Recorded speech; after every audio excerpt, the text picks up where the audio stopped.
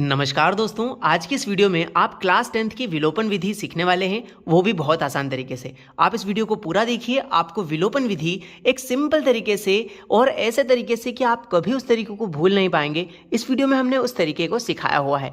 आज आपको विलोपन विधि हम इस तरीके से सिखा देंगे कि आप फिर कभी भी इस 4 नंबर वाला क्वेश्चन को, जो कि क्लास 10th का मोस्ट इंपॉर्टेंट क्वेश्चन होता है, विलोपन विधि से सॉल्व करना, किन्हीं दोनों समीकरणों को आप कभी भी नहीं भूलने वाले। आपको हमेशा ये क्वेश्चन याद रहेगा।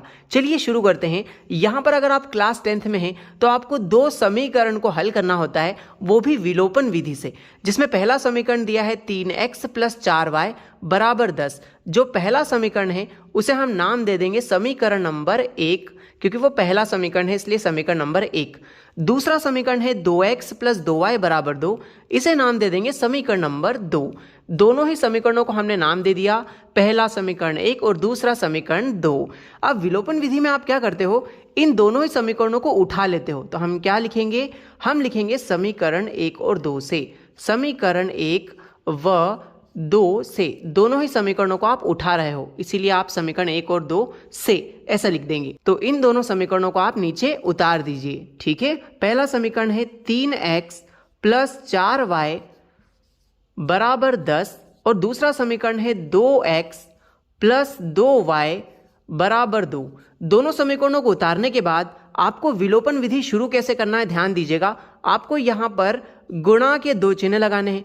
अब यहां पर आप सोचोगे कि किन नंबरों से गुणा करने वाले हैं। आपको बहुत अच्छी सी ट्रिक याद रखनी है कि x के जो भी गुणा में यहां नंबर लिखे हैं, तो यहां पर x के गुणा में 3 लिखा है और नीचे x के गुणा में 2 लिखा है। आपको इन दोनों नंबरों का क्रॉस में मल्टीप्लिकेशन करके लिख देना है। मतलब 2 का गुणा आप ऊपर कर दोगे और 3 का गुणा आप नीचे वाले समीकरण में कर दोगे। इसे आप क्रॉस मल्टीप्लाई की तरह याद रख सकते हो दोस्तों, कि 3 का नीचे वाले समीकरण में गुणा करेंगे, 2 का ऊपर वाले समीकरण में गुणा करेंगे। चलिए अब दोनों का गुणा कर देते हैं। इस 2 का गुणा पूरे समीकरण में करते हैं। आइए कैसे देखते हैं ध्यान से। 2 का 3 में गुणा कर दो, 2 तिया 6, तो यहाँ 6 आ गया, लेकिन साथ में x भी था तो x लगा देते हैं। प्लस है तो प्लस लगा दिया। अब 2 का गुणा 4 में कर दो, 2 चौके हो जाएगा 8, और साथ में y भी था तो y लगा दिया। बराबर है तो हमने बराबर वैसा का वैसा ही लिख दिया है। 2 का गुणा आप 10 में करेंगे, 2 धाम हो जाता है 20। अब आपने इस 2 का गुणा इस पूरे समीकरण में कर दिया है। अब उसी प्रकार इस 3 का गुणा भी नीचे वाले समीकरण में कर दो। चलिए करते हैं। 3 का गुणा 2 में करेंगे, 3 दूनी 6 हो जाएगा, लेकिन साथ में x भी था तो आप x भी लिख दीजिए। अब 3 का गुणा 2 में करेंगे तो फिर से 3 दूनी 6 हो जाएगा, और साथ में यहाँ y भी था तो y एज इट इज आ जाएगा। बराबर है तो हमने यहाँ बराबर लगा दिया है। अब क्या बचा है, 3 का गुणा 2 में करेंगे, 3 दूनी 6। लीजिए दोस्तों, विलोपन विधि हम क्यों करते हैं, ताकि हम x के जो भी गुणा में नंबर है उन्हें बराबर कर देते हैं। तो यहाँ पर देखिए, x के गुणा में यहाँ भी 6 है, x के गुणा में यहाँ भी 6 है, मतलब आपने x के गुणांकों को बराबर कर दिया। जैसे ही गुणांक बराबर हो जाते हैं, आपको सभी चिन्हों को बदल देना है, यानी आप दोनों समीकरणों को घटा लेते हैं। तो यहाँ लिख देते हैं घटाने पर।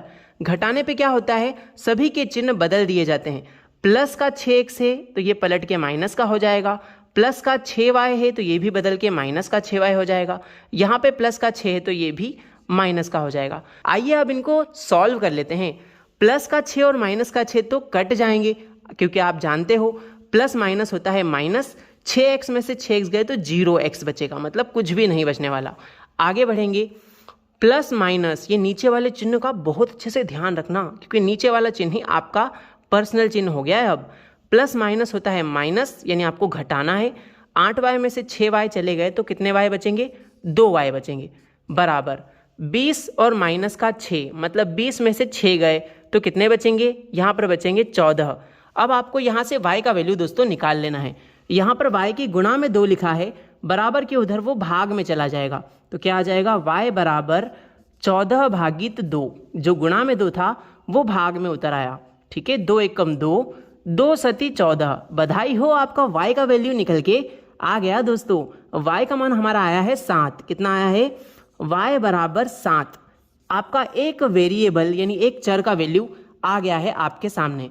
अब आप क्या कीजिए, इस y का मान या तो आप समीकरण 1 में रखिए या समीकरण 2 में रखिए, आपको x का मान भी आसानी से मिल जाएगा। तो यहां पर हम लिखेंगे y बराबर 7 समीकरण 1 में रखने पर। आइए हम लिखते हैं, क्या लिखेंगे, y बराबर 7 समीकरण 1 में रखने पर। आप पूरा लिख लीजिएगा कि y बराबर 7 समीकरण 1 में रखने पर। क्या आपको समीकरण 1 याद है दोस्तों? अगर याद है तो आप कमेंट सेक्शन में हमें समीकरण 1 लिख के बताइए। और आपको ये वीडियो कैसा लग रहा है, हमें आप अगर 10th क्लास के स्टूडेंट हो तो कमेंट में ज़रूर लिख के बताएं कि मज़ा आ रहा है या फिर नहीं आ रहा है इस वीडियो में।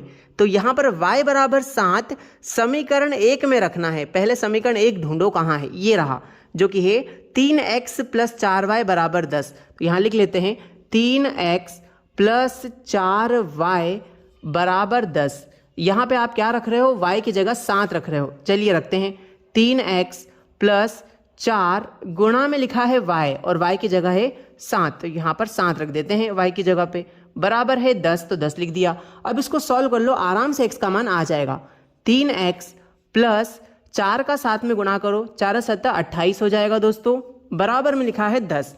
अब देखिए यहाँ लिखा है 3x, तो हम लिख देते हैं 3x, बराबर में चल रहा है 10। अब ये प्लस का 28 है, बराबर के उधर गया तो माइनस का 28 हो जाएगा दोस्तों। 3x तो एज इट इज रहेगा। अब यहाँ पे देखिए 10 में से 28 नहीं घट सकते, तो हम उल्टा करेंगे, 28 में से 10 गए तो यहाँ पर 18 बचेंगे। इन दोनों में बड़ा नंबर कौन, 28 है, जो कि माइनस के साइन के साथ है, तो बड़े अंक का चिन्ह लगेगा माइनस का। ठीक है, अब आगे यहाँ पर 3 गुणा में है, बराबर के उधर 18 के बटे में चला जाएगा, तो आ जाएगा x बराबर -18/3। चलिए अब आप इसको 3 से काट दीजिए, 3 एकम 3, 3 छंग 18, तो यहाँ पर x का वैल्यू निकल के आया है -6।